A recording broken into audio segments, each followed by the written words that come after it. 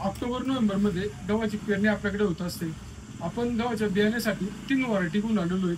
3 variety टॉपच्या घेऊन आलेलो आहे. मित्रांनो, ह्याच्या 3 व्हरायटी ही सिराम आहे, त्याचप्रमाणे अंकुर केदार आहे आणि लोकवली प्राजक्त कंपनीची.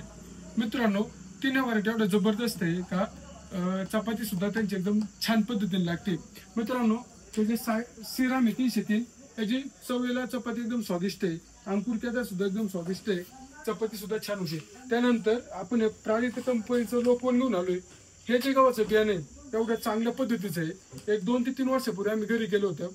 त्याची चपाती सुद्धा एकदम छान होते. चपाती आणि त्याच्याबरोबर पोळी सुद्धा जसं आपण करतो सणासुदीला, त्याची पोळी सुद्धा छान होते.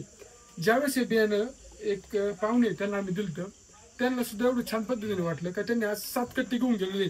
मित्रांनो, हे जे गव्हाचं बियाणे एकदम छान पद्धतीने, त्याचबरोबर ज्यावेळेस पाऊस झाला, पाऊस झाला त्यावेळेस बाकीचं बियाणं पडलं, हे जे गहू ते उभं राहिला होता, नुकसान सुद्धा झालं नाही. आणि तांबेरासला सुद्धा चांगल्या पद्धतीने त्याच्यात ताकद आहे, प्रतिकारशक्ती जास्त प्रमाणात आहे.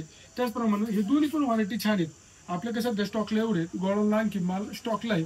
तर मित्रांनो, सांगायचं तात्पर्य एवढंच का ज्यावेळेस आपण गहू करत असू, चांगल्या पद्धतीच्या बियाण्यांची आपण निवड केली पाहिजे, जेणेकरून फक्त उत्पादनात त्याचा वाढ न होता ती चवीला सुद्धा चांगलं पाहिजे अशी वाढायची निवड केली पाहिजे, जेणेकरून आपली पोळी झाली, चपाती झाली स्वादिष्ट लागणारी किंवा चांगली लागणारी, सकाळी केलेली चपाती संध्याकाळपर्यंत टिकली पाहिजे. त्याचप्रमाणे हा जो लोकवन गहू आहे, याचं सांगायचं म्हटलं तर हा एकराला फक्त 30 किलो गहू लागतोय आणि फुटवे सुद्धा जास्त प्रमाणात निघतात.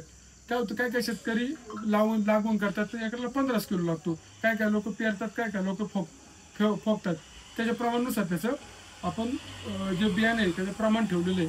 त्याचप्रमाणे आपण जर गव्हाच्या बियाण्याची जर लागवड करत असेल किंवा पेरणी करत असेल, माझ्या विश्वासावर 100% लोकवन किंवा अंकुर किंवा सिराम या गव्हाची निवड केली पाहिजे. किंवा याच्यामध्ये एक आंबर 28 म्हणून गव्हाचं बियाणं तर याची ह्या वाहनांची निवड करा.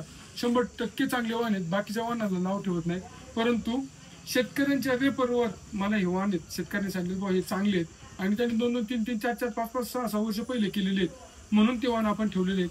3 4 वर्ष झाले आपण पण विकतोय, छान वाहन आहेत. मित्रांनो, आपल्याला जर गहू करायचा असेल, हे 3 वाहन करा, 100% आपल्याला चांगला फायदा होणार आहे. आपण जर गव्हाचं बियाणं करत असाल तर कळंबा कृषी उद्योगाला आवश्यक भेट द्या.